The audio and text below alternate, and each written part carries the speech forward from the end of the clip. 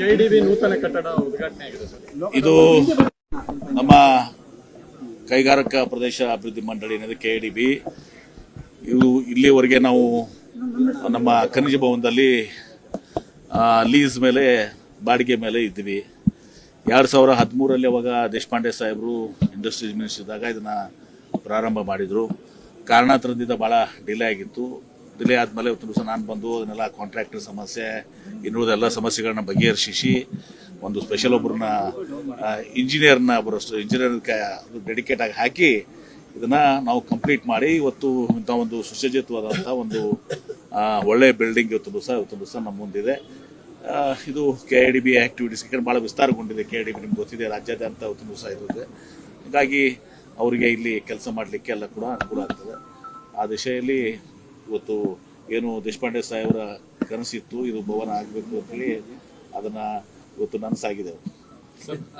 ಇದು ಯಾವ ರೀತಿ ವರ್ಕ್ ಆಗುತ್ತೆ? ಇದು ಹೆಡ್ ಆಫೀಸಾ ಅಥವಾ ಕೆಡಿಬಿ ಹೆಡ್ ಆಫೀಸ್ನೇ. ಇದು ಇಲ್ಲಿವರೆಗೆ ಖನಿಜ ಭವನದಲ್ಲಿ ಇತ್ತು. ಅಲ್ಲಿ ನಾವು ಲೀಸ್ ಮೇಲೆ ಇದೆ ಖನಿಜ ಭವನದಲ್ಲಿ. ನಮ್ಮದೇ ಆದಂಥ ಒಂದು ಬಿಲ್ಡಿಂಗ್ ಇರಲಿ ನಾವು ಅಂತರ ತಿಳ್ಕೊಂಡಿದ್ದ ಇದನ್ನ ಜಾಗನ ದೇಶಪಾಂಡೆ ಸಾಹೇಬರು ಖರೀದಿ ಮಾಡಿ ಇದು ಮಾಡಿದ್ರು. ಇದನ್ನ ನಾವೀಗ ಕಂಪ್ಲೀಟ್ ಮಾಡಿದ್ವಿ ಸರ್. ಇದ್ರ ಜೊತೆಯಲ್ಲಿ ಉಪಲೋಕಾಯುಕ್ತರು ಮೊನ್ನೆ ಭಾಷಣ ಮಾಡ್ಬೇಕಾದ್ರೆ ವೀರಪ್ಪ ಅವರು ಭಾಷಣ ಮಾಡ್ಬೇಕಾದ್ರೆ ಕಾಂಗ್ರೆಸ್ ಸರ್ಕಾರ 63% ಸರ್ಕಾರ ಅನ್ನುವಂಥ ಆರೋಪವನ್ನು ಮಾಡಿ ನೋಡಿ, ನಿಮ್ಮ ಯಾರು ಉಪಲೋಕಾಯುಕ್ತರು ಹೇಳಿದ್ದು 2019 ಆಗಸ್ಟ್ದಲ್ಲಿ ಹೇಳುವಂಥದ್ದು.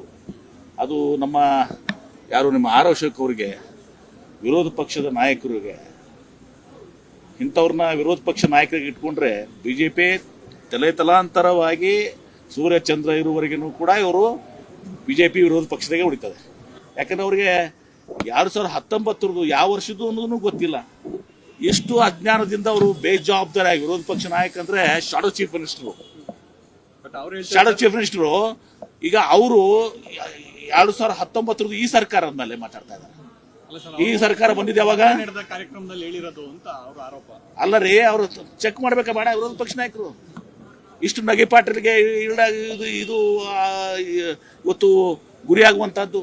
ಹೀಗಾಗಿ ನಾನು ಇಷ್ಟೇ ಹೇಳ್ತೀನಿ, ಈಗ ಬಿಜೆಪಿ ಅವರಿಗೆ ಎಷ್ಟು ಬೇಗ ನೀವು ವಿರೋಧ ಪಕ್ಷ ನಾಯಕರನ್ನ ತಾವು ಬದಲಾವಣೆ ಮಾಡ್ತೀರಾ ಅಷ್ಟು ಒಳ್ಳೇದಿಲ್ಲ. ಯಾಕಂದ್ರೆ ನೀವು ಶಾಶ್ವತವಾಗಿ ವಿರೋಧ ಪಕ್ಷನೇ ಆಗ್ಬಿಡ್ತೀರಿ.